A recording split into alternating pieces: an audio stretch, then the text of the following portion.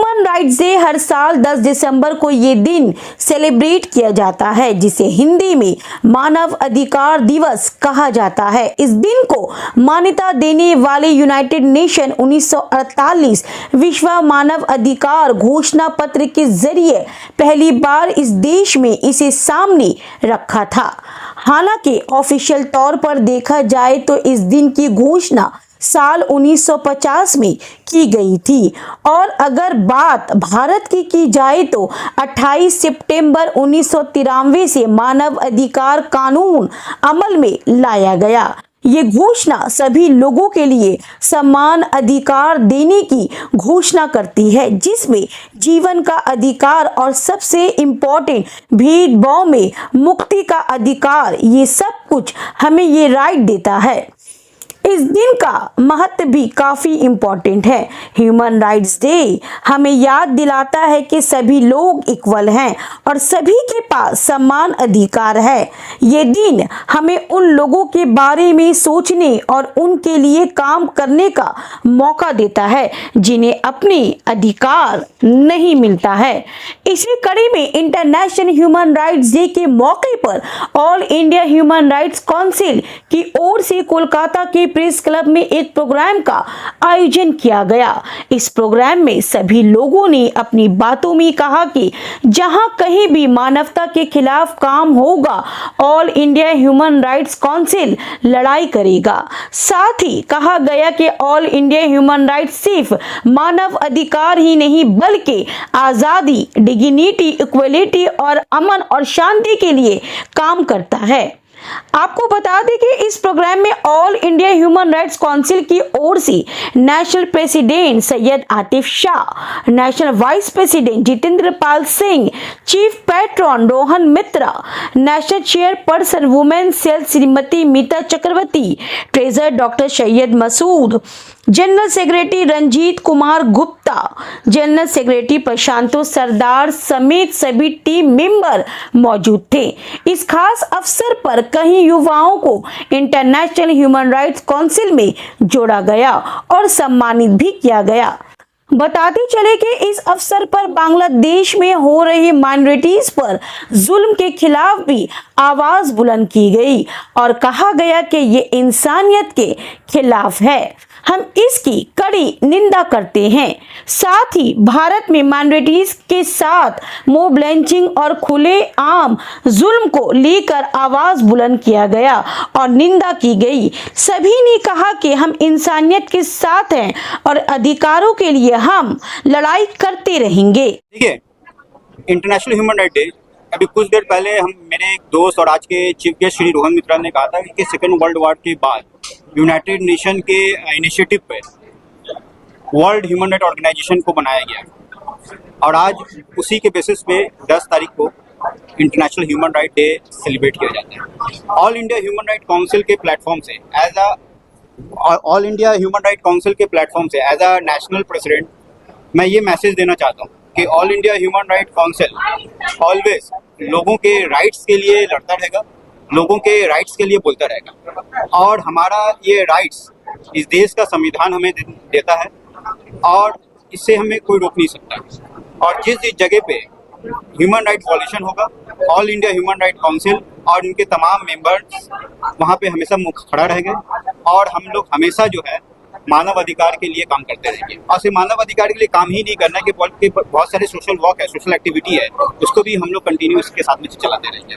ये माइनॉरिटीज को जो टारगेट करने का बात हो रहा है तो ये कहीं का बात हो, शायद हमारे भारत का बात हो या बांग्लादेश का बात हो या दुनिया में किसी भी जगह का बात हो, जहाँ पर मानव अधिकार का उल्लंघन होगा वहाँ पे हम लोग हमेशा लड़ते रहेंगे। आप बात सही बोले, काफ़ी सारे जगह पे जो है हमारे जो आज मौजूदा जो सेंट्रल में सरकार है वो लोगों के राइट्स के बारे में ध्यान नहीं दे रही है कि बल्कि मौजूदा सरकार में जो लोग हैं वो खुद ही ह्यूमन राइट्स का वॉल्यूशन कर रहे हैं और ह्यूमन राइट्स के बारे में जो है हमेशा हम लोग इस सरकार के खिलाफ भी हम लोग रहेंगे कि चाहे वो कोई भी हो, राज्य सरकार हो, सेंट्रल गवर्नमेंट हो या इंटरनेशनल में किसी जगह भी मानव अधिकार का उल्लंघन होगा हम लोग उसके बारे में बोलते रहे। जैसा आपने जुम्मा का नमाज और ज्ञान वापी मंदिर का लेके आपने जो कहा तो वहाँ पर भी हम लोग इसके बारे में आवाज़ उठा रहे हैं और इसके लेके हम लोग हमेशा बोलते रहेंगे।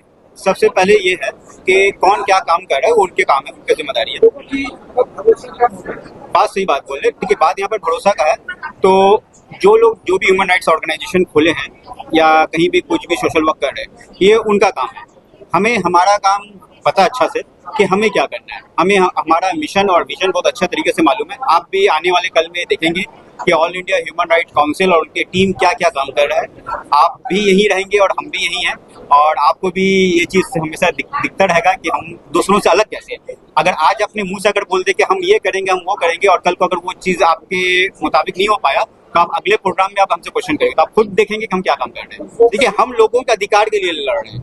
लोग जहाँ लोगों के अधिकार का बात आएगा, जो हमें फंडामेंटल राइट जो हमारे देश ने जो संविधान दिया है, उसका उल्लंघन जिस जगह पे होगा, हम उसके लिए बोलते रहेंगे और लड़ते रहेंगे। हाँ, देखिए पहली बात तो ये है कि मैं यहाँ पर एक एज अ गेस्ट नहीं हूँ। I have been given the certificate of being the chairperson of the women cell. तो इसीलिए हम बहुत खुश हैं कि ऐसे एक नॉन पॉलिटिकल ऑर्गेनाइजेशन जो ह्यूमन राइट्स को लेके बात करता है, चाहे वो रिलीजियस आइडेंटिटी के ऊपर ह्यूमन राइट्स हो, चाहे वो इनकम इनक्वालिटी के ऊपर ह्यूमन राइट्स हो, चाहे कि वो महिला के अधिकार के बारे में हो, चिल्ड्रन वेलफेयर के बारे में हो, ऐसे ह्यूमन राइट्स को लेके बात करता है। ऐसे एक एसोसिएशन के साथ मैं जुड़ पाई, इसीलिए मैं बहुत अपने आप को फॉर्चुनेट मानती हूँ। तो मैं बहुत खुश हूँ। बांग्लादेश से लेकर संभल तक जिस तरह से पुलिस पर जिस तरह बांग्लादेश में संभल में दूसरी तरह ह्यूमन राइट्स से क्या स्टेप।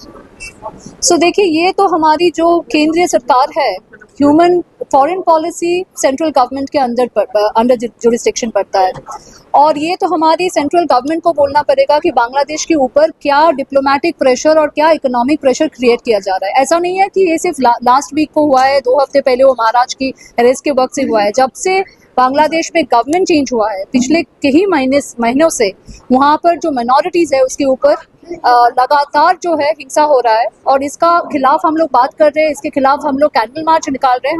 हम लोग शांति चाहते हैं वहाँ पर, क्योंकि अगर आपका नेबरिंग स्टेट एक फेल स्टेट हो जाता है, वहाँ पर युद्ध करके कोई लाभ तो है नहीं। पर उसके पहले, मिलिट्री एक्शन के पहले काफ़ी सारी चीज़ें किया जा सकता है। डिप्लोमेटिक प्रेशर क्रिएट किया जा सकता है, ग्लोबल कम्युनिटी से प्रेशर क्रिएट किया जा सकता है, इकोनॉमिक सैंक्शंस के बात किया जा सकता है, बिजनेस डील जो हमारी बांग्लादेश के साथ इतने सारे बिजनेस और मेडिकल टूरिज्म जो होता है उसको खत्म करने की बात किया जा सकता है।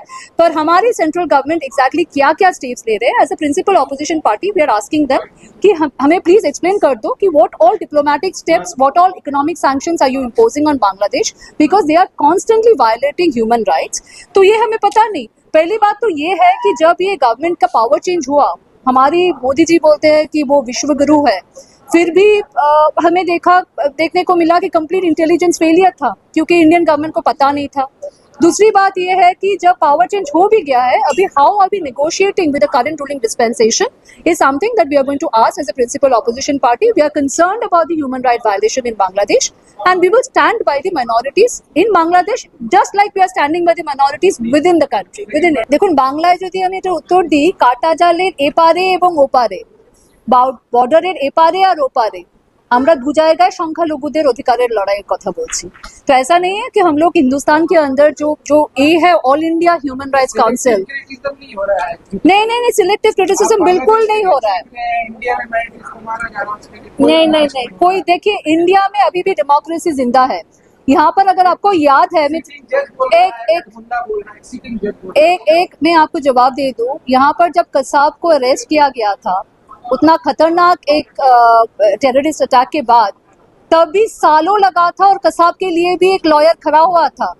तो कसाब जैसे टेररिस्ट के लिए अगर इंडिया में एक लॉयर को हम अपॉइंट कर सकते हैं और सालों तक उसका ट्रायल चल सकता है, उसके बाद जाके उसको जजमेंट दिया जाता है, और यहाँ पर एक लॉयर भी महाराज के लिए, वो तो टेररिस्ट भी नहीं है, उसने किसी को मारा नहीं है, फिर भी उसके लिए एक लॉयर भी खड़ा नहीं हो पा रहा है। 1 महीने से ज्यादा ट्रायल का नेक्स्ट डेट है, और जो भी लॉयर वहां पर खड़ा होना चाह रहा है उसके ऊपर कोई अटैक हो रहा है, उसके पूरा चेंबर तोड़फोड़ किया जा रहा है। तो बांग्लादेश में जो डेमोक्रेसी है उसके साथ तो आप हिंदुस्तान का कंपेयर नहीं कर सकते। हिंदुस्तान में अगर कहीं पर भी लिंचिंग होता है, कहीं पर भी कोई घटना घटती है, तो खड़े हो जाते हैं हम लोग अपोजिशन वाले। राहुल गांधी संविधान लेके खड़ा हो जाता है। राहुल गांधी 4000 किलोमीटर चले हैं कन्याकुमारी से कश्मीर तक भारत जोड़ो यात्रा के लिए। यहाँ पर फ्री स्पीच है, यहाँ पर डेमोक्रेसी है, और यहाँ पर कोई भी अगर कोई कहीं पर कोई अत्याचार भी हो रहा है तो उसके खिलाफ बोलने वाले काफी सारे हिंदुस्तानी है, काफी सारे हिंदूज है जो खिलाफ में बोलते हैं। मैम, आपने वर्ल्ड हंगर डेज की बात की अपनी जी, स्पीच में, जी। उसको तो अमित शाह और प्रधानमंत्री मोदी नकार रहे हैं कि कांग्रेस पार्टी की तरफ से, राहुल गांधी की तरफ से ये बस प्रोपागेंडा किया जा रहा है, हमारे देश का नाम नीचा देखा है। ये जो डेटा आया है एक ग्लोबल कंपनी की तरफ से, ग्लोबल डेटा सर्वे कंपनी की तरफ से आया है। तो ये बोलना कि global data survey company Indian National Congress own करता है, इंडियन नेशनल कांग्रेस रन करता है, ये फैक्चुअली इनकरेक्ट है। तो हमारी जो करंट गवर्नमेंट है, जो भी डेटा उनके लिए इनकन्वीनियंट लगता है तो उसको वो नकार देते हैं। ये तो स्वाभाविक बात है। नहीं, हर्ट तो आप प्रूव करके दिखाओ। आप सिर्फ हवा में बात मत करो, आप प्रूव करके दिखाओ जो कहाँ पर कांग्रेस के कनेक्शन है। ये सारे कंपनीज है, सारे जो डेटा सर्वे कंपनीज है, जो ग्लोबल हंगर इंडेक्स की बात करते हैं या प्रेस फ्रीडम की बात करते हैं, they are renowned survey companies which are international companies. Indian National Congress has got nothing to do with that. सभी मीडिया बंधुओं का स्वागत करता हूं हमारे कार्यक्रम में आने के लिए। आज इंटरनेशनल ह्यूमन राइट्स डे है, सभी को बधाई देता हूं। मैं चाहता हूं कि सभी हमारे ह्यूमन राइट्स से जुड़े, सभी हमारे साथ आए। ठीक है।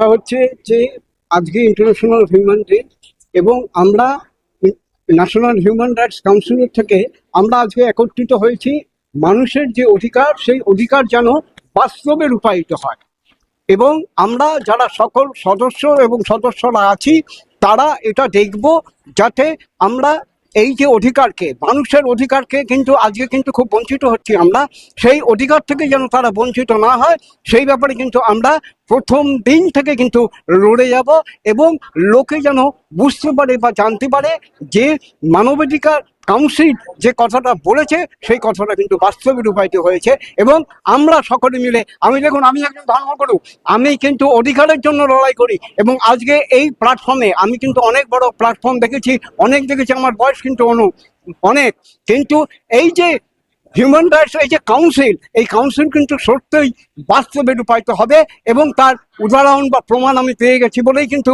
আজকে আমি সব কিছু ছেড়ে এই সংস্থাতে এসেছি কাজ করার জন্য। এবং আমি একজন ধর্মগুরু হয়ে বলছি যে আমরা কিন্তু কোনো হানাহানি মারামারি কাটাকাটি করব না, কিন্তু অধিকারের জন্য আমরা কিন্তু শান্তিভাবে লড়ছি এবং লড়ে যাব। को मिलकर चलने पड़ेगा, हिंदू मुस्लिम सिख ईसाई सबको मिलकर चलने पड़ेगा और आदमी को समझाना पड़ेगा। ये जो मैंने इलिटरेट जो है उसको सिखाने पड़ेगा, जैसे वो लोग सही से आदमी को समझाए, सही से हाथ जुड़े, क्योंकि हम लोग का ब्लड सबका एक है, हम लोग सब एक, हिंदू सबका ब्लड एक है, काटने से खून एक ही आएगा।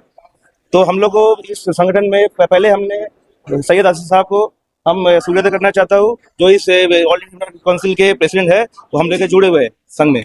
और हम लोग मीडिया लोग को हम लोग बहुत अभिनंदन चाहता हूँ जो हम लोग को साथ दे लोग। ये बहुत गलत हो रहा है, ये असल में मैंने ये चीज बने, ये लोग चाहता है जो आदमी से लड़ाए हिंदू मुस्लिम लड़ाए। ये लोग एक तो फालतू कमेंट बता रहा है जिसमें सबसे मैंने झगड़ा हो, कुछ हो, एक तो पॉइंट खोज रहा है, क्योंकि हम लोग सब मिले हुए हैं। इसको पॉलिटिकल जो है हम लोग मोदी गवर्नमेंट, दीदी गवर्नमेंट, ये लोग सब मिला हुआ है, मिल के ये सब काम कर रहा है। ये सब हम लोग का काम, हम लोग ह्यूमन राइट में, हम लोग आत्मीय संघ में हम लोग चाहते हैं मिल के जुड़ के सही से हम लोग चलना चाहते हैं सबको लेके।